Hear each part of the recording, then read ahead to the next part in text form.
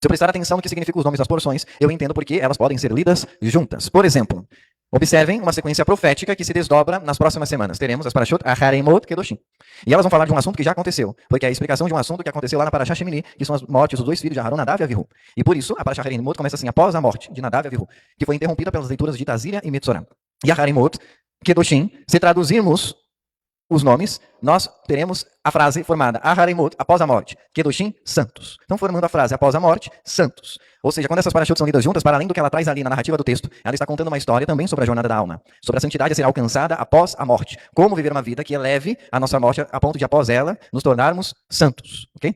E por fim, voltando para a Parashá dessa semana, se nós fizermos o mesmo, nós pegamos na Parashá Tazíria. E quando a palavra Tazíria aparece nos primeiros passuquinhos, nos primeiros versos da Parashá, aparece a expressão Isha Kitazíria, uma mulher quando der à luz. Né? Kitazíria, eu tenho essa expressão. Se eu pegar Metzorah, Metzorah é o homem que está com Tzaraat, com a lepra bíblica. Então, numa tradução livre, era como dizer Metzorah é o leproso. Okay? Então, pegamos as duas palavras, traduzimos elas e formamos a frase. Quando der à luz a um leproso. Kitazíria Metzorah. Então, essas duas parashot lidas juntas está falando sobre o nascimento de um leproso. E por isso que um assunto tem a ver com outro. Através disso, a Torá está nos sussurrando uma verdade espiritual, que é o nascimento de um leproso. E como veremos, quem é esse leproso que está nascendo? Cada alma encarnada neste mundo físico. Cada um de nós, nessa nossa experiência física, somos um Metzorah. É a alma em exílio. E explicaremos melhor em detalhes isso. Então, tudo isso está intrinsecamente conectado ao que ocorre após a morte. E lá na frente, nas parashot seguintes, ao estado de santidade que nós podemos alcançar. Na Parashá Kedoshim aparece a famosa frase: sede santos, como eu sou santo. Mas em que instância, em que momento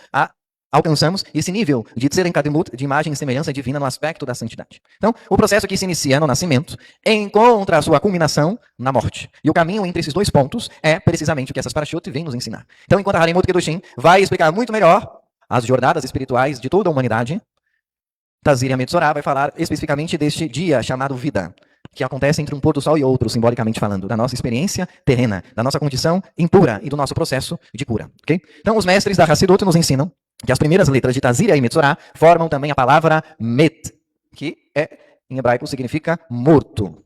Então, Tazíria e Metzorah, quando der à luz a um leproso, Met, morto. Porque a verdadeira condição de morte é aquilo que nós chamamos de vida.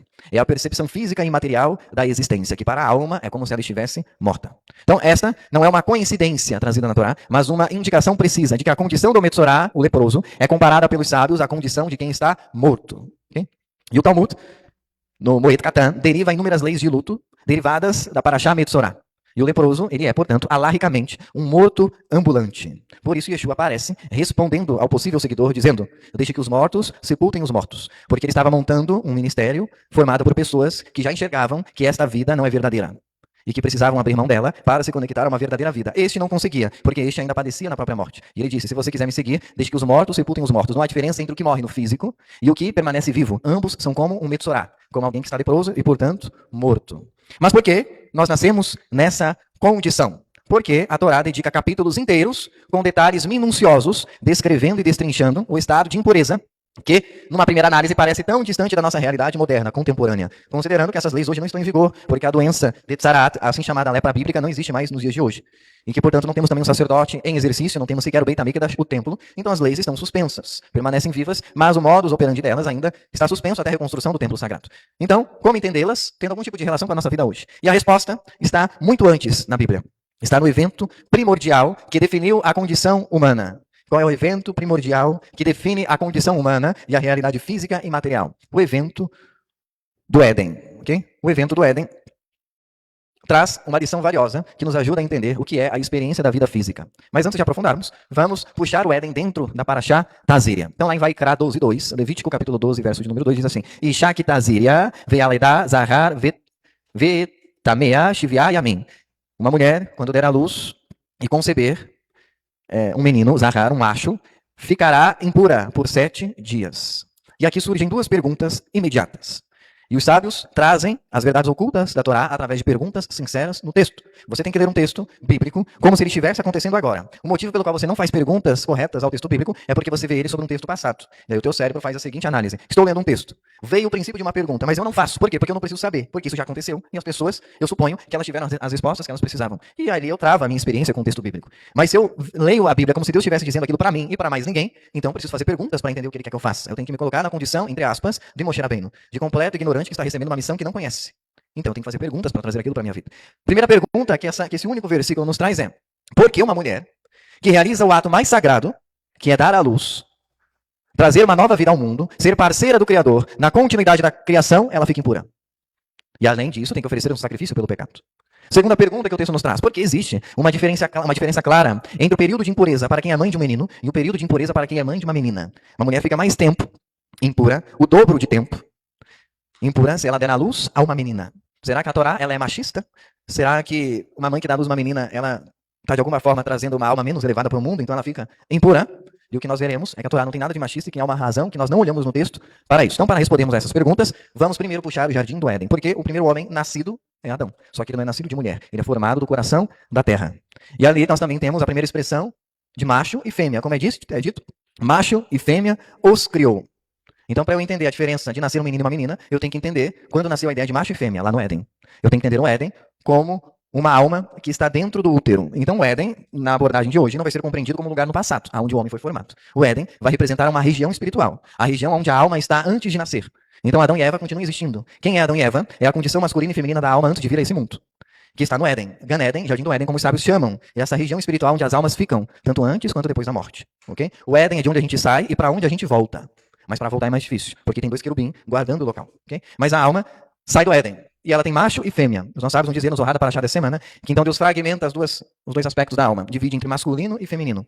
E elas descem como 2 partes de uma mesma alma em separado. Daí vem o começo da ideia de alma gêmea. São a mesma raiz de alma, divididas e separadas entre masculino e feminino.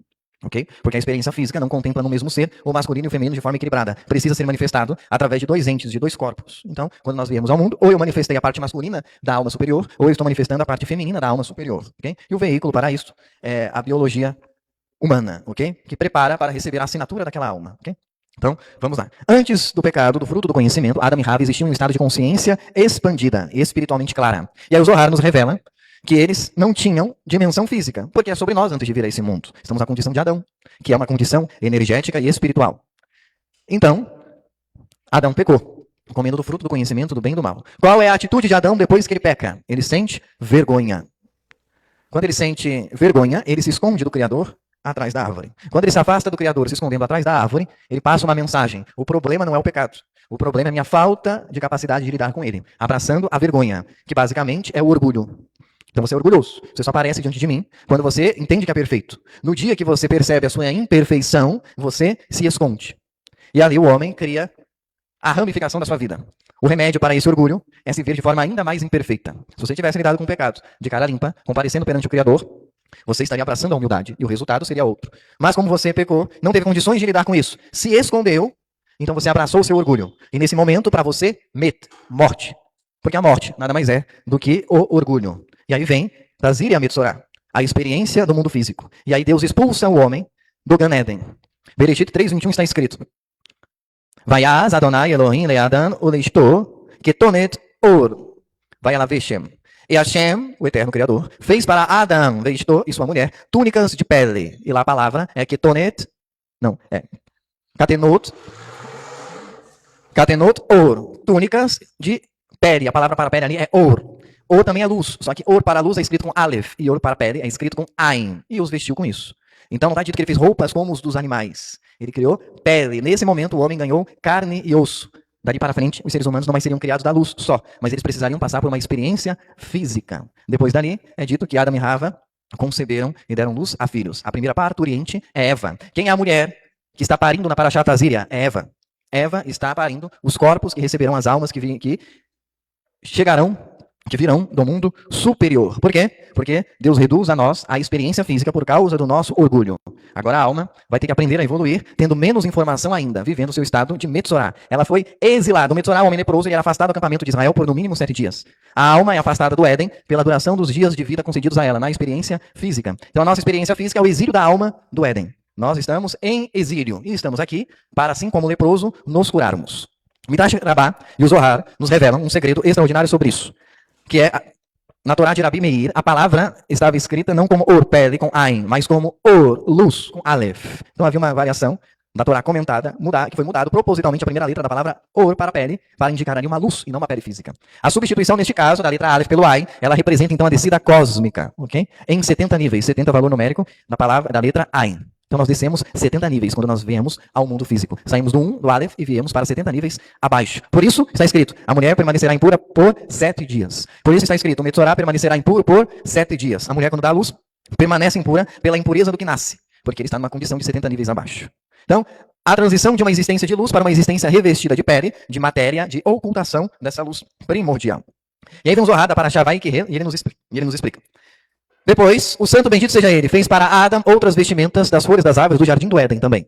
As vestimentas originais emanavam fragrâncias e perfumes do jardim, pelos quais a Nefesh é acalmada e consegue passar por essa experiência física melhor. Por isso que nós tiramos o Bessamim na Havdalah, para lembrar das nossas primeiras vestes, quando ainda lembrávamos de como era a nossa alma. Tiramos o Bessamim, porque no Shabat nós perdemos a nossa percepção física um pouco. Deus nos liberta da matéria. Quando a Havdalah chega, eu vou voltar para a matéria, para a condição de impuro. E aí eu tiro o Bessamim para lembrar de como Deus adornou as minhas vestes antes de vir para cá, que é como o cheiro de uma criança assim que ela nasce. Ela ainda tem o cheiro do Éden, porque ela acabou de sair de lá. Okay? Ao final do Shabat, Adam vestiu as vestimentas do jardim do Éden terrestre, que emanam a fragrância e perfumes para sustentar sua nefesh no lugar do Espírito Santo, supernal e precioso que partiu dele. Então nós atraímos o Ruach HaKodesh cheirando o Bessamim assim que acaba o Shabat. Por quê? Para nos lembrar que por mais que na nossa percepção de tempo, faça tempo que a gente saiu do Éden, ainda é possível resgatar a memória dele para saber por que estamos aqui. Okay? É como os ungüentos para os mortos. Quando uma pessoa era sepultada na antiguidade bíblica, era costume, assim como Miriam levou no túmulo de Yeshua, levar perfumes e ervas para passar no seu corpo. Quando fazia-se isso, lembrava-se de que a experiência física é apenas um prelúdio da experiência espiritual. Então, assim, o homem, quando chega no mundo, Deus passa essas especiarias por ele. Por quê? Porque ele está sepultando o homem, está mandando o homem para uma condição de met. Então Deus sepultou Adão, expulsou ele do jardim e passou as especiarias no corpo dele, para lembrar ao homem que Deus ainda aguardava o seu retorno. Okay? Então esta é a origem da condição humana. Somos almas que originalmente estavam vestidas de luz e que fomos vestidos de pele. Nascemos de carne e osso, repletos de matéria, a partir daí repletos de corpo físico e também repletos de uma coisa chamada ego. O ego é necessário porque através do ego eu me enxergo como um indivíduo. E acho que eu sou uma pessoa diferente das outras. Na verdade, só existe uma alma criada, que é a alma de Adão. Ela foi feita macho e fêmea. Todos os outros nascimentos são fragmentos dessa alma de Adão.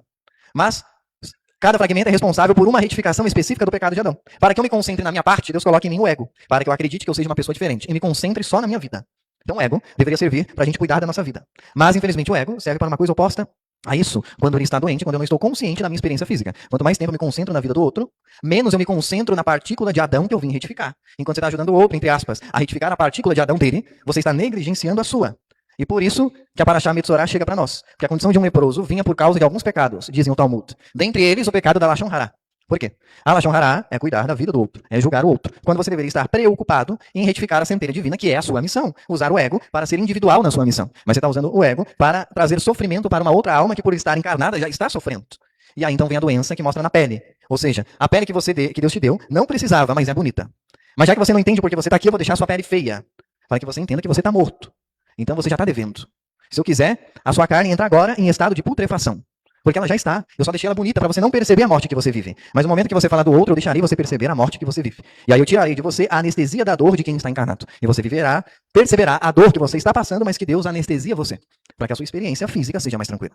Então esse é o segredo da Parashá Metzorá. Então este revestimento é precisamente o que os mestres chamam, portanto, de exílio da alma. E este exílio ele tem um propósito, a retificação. Por isso, os sábios da Kabbalah chamam este mundo de um mundo das expiações. A gente está aqui só para retificar e mais nada. Dor e sofrimento. É a linguagem desse mundo. Ser feliz não é um direito seu, é uma responsabilidade sua. Além de descer para esse mundo, você ainda tem que ser feliz, com uma missão divina. Você não tem que ter motivos para isso, porque o motivo para isso é que Deus está te dando uma condição física para você levar sua alma. E esse deve ser o motivo da sua felicidade. Ok? E agora, Salmo 93. 90, versículo 3.